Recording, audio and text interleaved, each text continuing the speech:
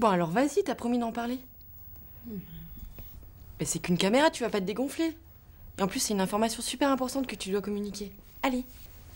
Bon, d'accord, mais toi aussi tu parles. Bon. Bon, et bien voilà. Ma sœur Iris a compris que le cancer du col de l'utérus était provoqué par un virus sexuellement transmissible. Bon, bah ça va. Enfin, c'est normal, non? C'était pas évident pour moi de réaliser qu'un virus pouvait provoquer un cancer.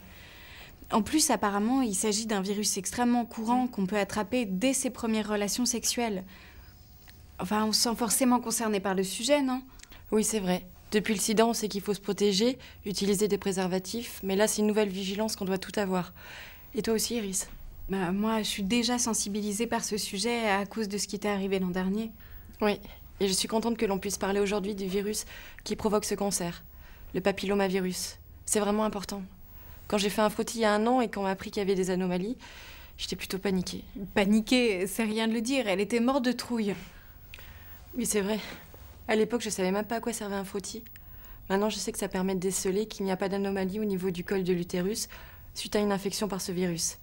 Heureusement pour moi, il n'y a pas eu de conséquences graves et tout est rentré dans l'ordre. Mais qu'est-ce que t'étais stressée avant d'aller voir ton médecin?